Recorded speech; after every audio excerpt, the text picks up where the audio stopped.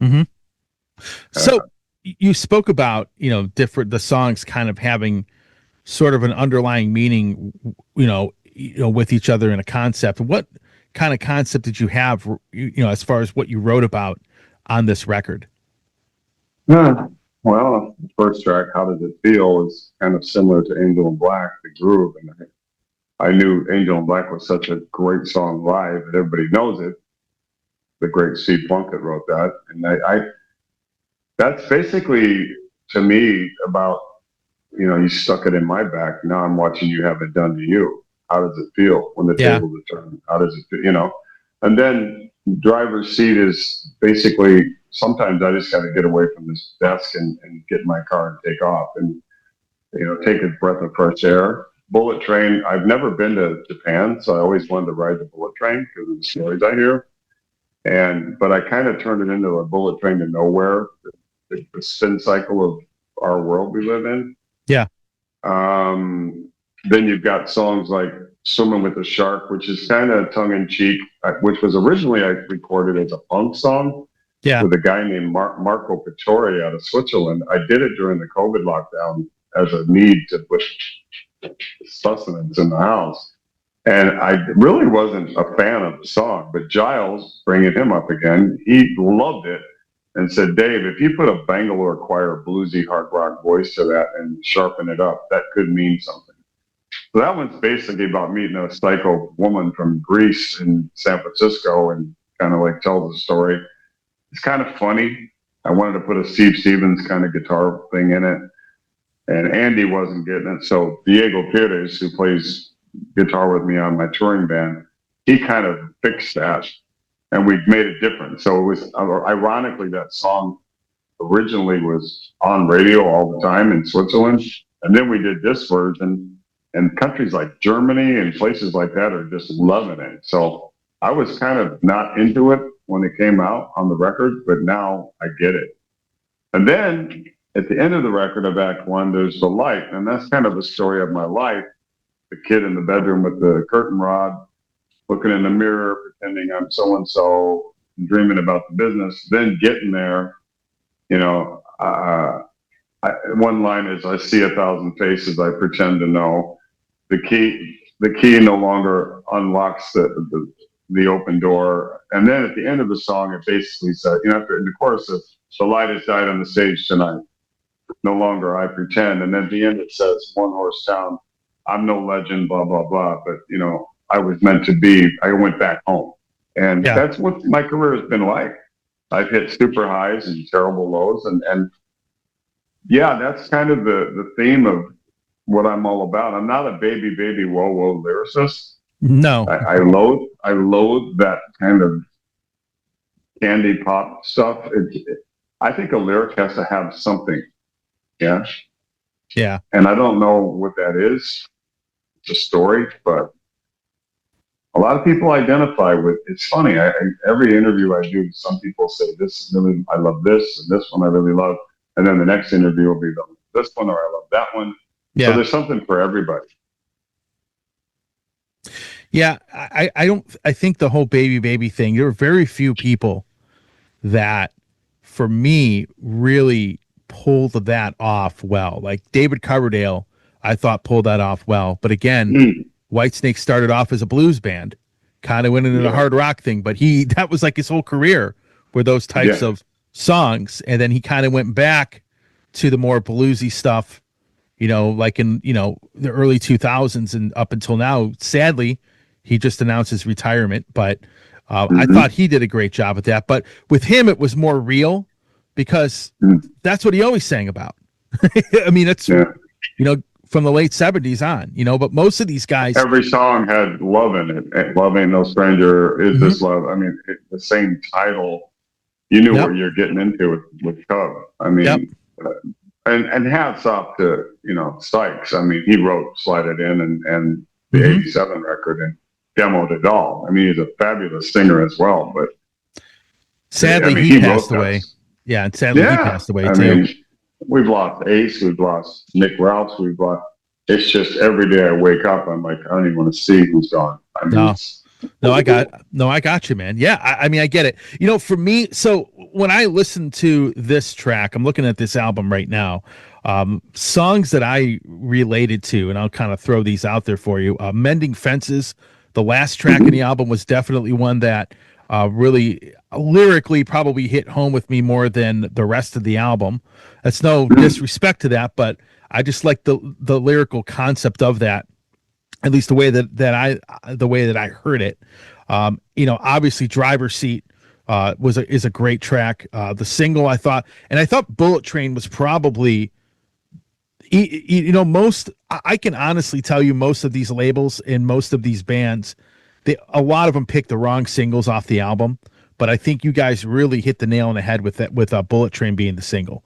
I mean, it was like the That was perfect my single. idea. Yeah, yeah, I mean, perfect song to put out as a single. yeah, and 97 Underground got that track. Mm-hmm. It went in at like number 10. Yeah. And I mean, next week it was 5, and then the following week it was number 1. 6 Right. weeks.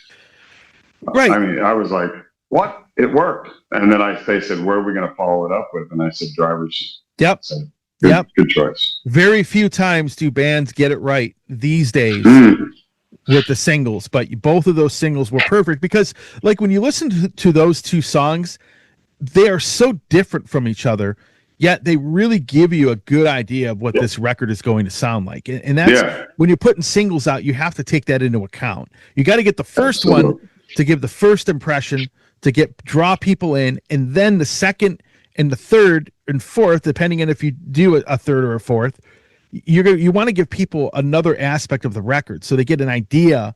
Hey, this record's going to sound like this. I want to get this, and I think you did a great job. Hats off to you on that. Seriously, thank you. Because "Bullet Train," you know, it's like I heard you hear some of these bands put out these tracks, and then I get the album, and it's like, man, you know, I wasn't optimistic about this album. But now this is I'll get the album and it'd be like the single's the worst track in the album. But I didn't have that. You didn't have that with this. Well, thank you. And again, credit goes to the guys that I wrote it with Andy. I mean, phenomenal talent, great guitarist, and he understands the Dave voice that you were talking about. Yeah. Where I shine, I guess, is for lack of a better word, where he's listening to what I'm saying on the phone and what I'm talking about, and he goes, "Give me a couple hours and he'll send me back this ridiculous idea," and I'll be like, "That's it." And then "Bullet Train" pops into my head, and then that just rolls off your tongue, and then boom, you're off to the races. And yeah, I mean, tell me about some of your other favorites. I'm curious. I'd like to hear this. So "Mending Fences," definitely. "Bullet Train," definitely. "Driver's Seat" was definitely. "How Does It Feel?" Lyrically, I definitely related to that, because it's funny, when I was listening to that, I thought to myself, what I was thinking to myself is, when you know somebody in life is a scumbag, and you tell people about it, and then they don't listen to you, and then you watch them get screwed over by that person, and you're like, man, I tried telling them. You know, that's kind of how I took that song when I heard it. But "Sail On," I thought was a great track. You know, I wrote that with Marcel Singer. I did actually, if I can interrupt you. I did a thing called Rock Party of the Year last January 31st and February 1st. And as a matter of fact, Les Binks from Reece was on that show playing drums. And, you know, I was a fan from years ago, and it was kind of cool to meet him. But the guitar player, there was like 5 singers and a bunch of guys from Golden Earring, which are from Holland. That's where it was. And all these like really famous people. And I was invited to sing.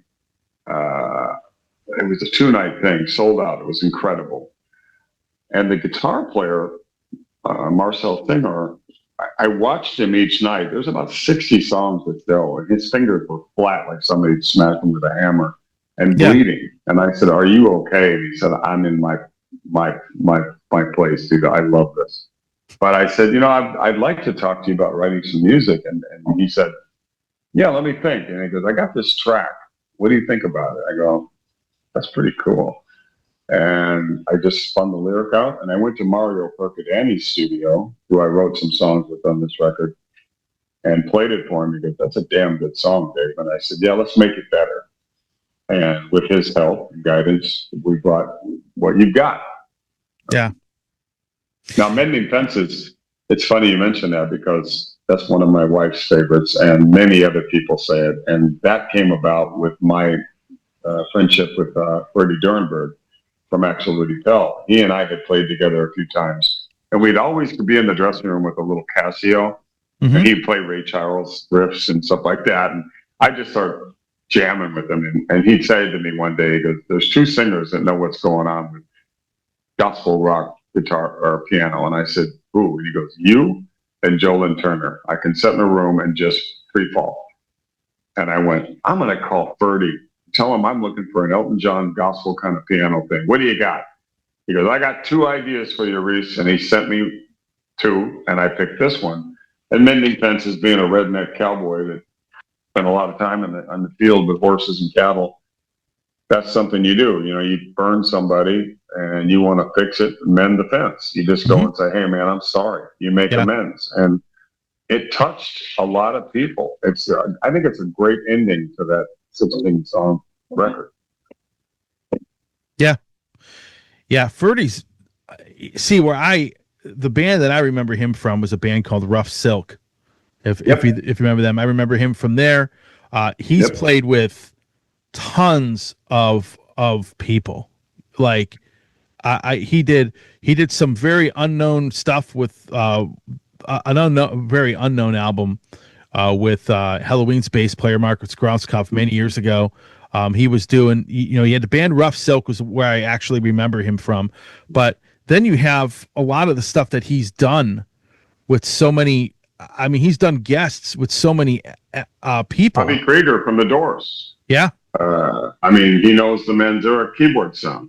I mean, he's a Doors fanatic, and he's got a collection of CDs, that guy. I don't know if you know this. It's like a museum in his basement. And we had bad flooding in Germany a couple of years ago, and guitars were floating. But he saved a lot of it. But the guy literally will play on your record and go buy it. I don't know how many thousand CDs that guy's got in guitars. And he plays trumpet, guitar, bass, keys, drums. He plays everything. He's played with, the list is endless what he's played on. He's a sweetheart of a man too. Yeah. Yeah. Phenomenal, a phenomenal player. I mean, he's played with lots of different groups over the years. And, Axel Rudy Pell is one people know him from. But it's not even just that. It's he's like the king of the European keyboard player, like king of guest appearances, because he's probably played on 200 albums, if I'm going to guess. At least, yeah, if not more than that. So yeah, it's interesting. I haven't heard that name in a long time actually, but I love him to death. I do remember the Rough Silk albums, back in the 90s when I started the show. He's got a band called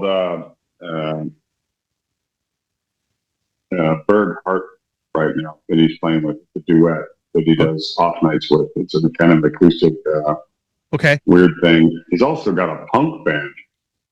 They all dress in like pajamas, like onesies. it's crazy. German language. I mean, hardcore punk. I mean, he's all over the place musically. Yeah. So I love him. Hey, it's Tony here from the Metal Command Show. I want to thank you for watching this portion of the program. Since 1998, I have hosted the show, which started off as a radio program and is now into the podcast format. So I want to thank you for watching and or listening. And if you want to support the program, hit the subscribe button, hit that little bell to be notified anytime I do post any content. A lot of you have been supporting the show and really, really helping this show grow, and I cannot do it without all of you. So with that said, thanks for watching. Stay metal.